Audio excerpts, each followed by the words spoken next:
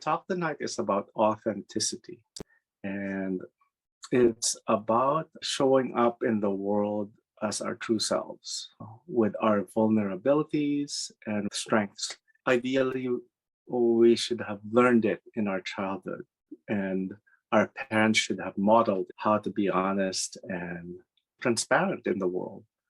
But depending on how they raised us, and I know my own parents had to follow the rules of their culture on how to present themselves. In my own family and in Filipino culture, there's a big premium on smiling and not showing other people your pain. It's not being fake. There's a big part of the culture about not burdening other people with your problems. There's mental health studies on Filipinos, and they say that you can't actually see if a Filipino is depressed just by looking at their face because they're usually smiling.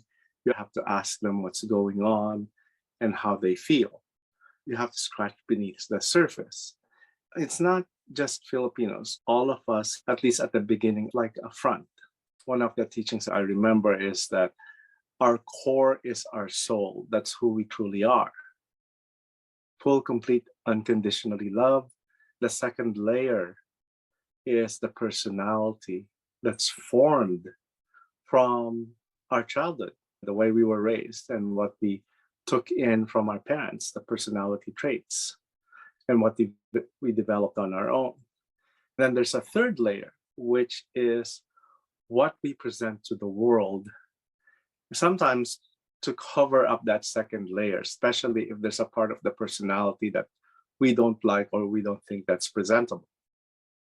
My realization is that when you do therapy because you run into problems, what you try to understand is the second layer or the personality traits that we took on since we were children.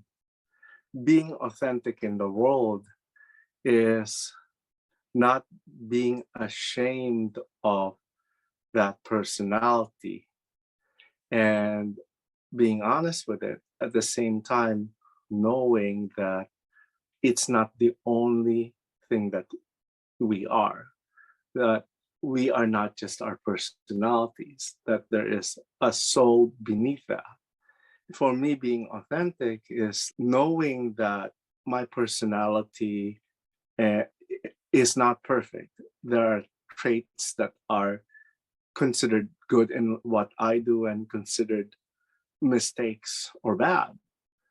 But with the soul's journey, I have to realize what those are so that I have power to change it if need be.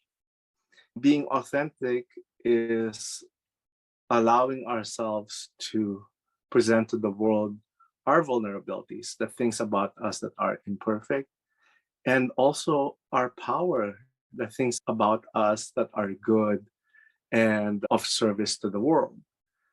In reality, we relate most to people who can see both their light and their dark. If we just see their light, it's easy to idealize them. It doesn't fully connect with us because in reality, they're a human being. They would have light and shadow. They will have bad traits and good traits. Of course, the people who evolve are the ones who realize what their bad traits are and have agency to change. So here's to being authentic.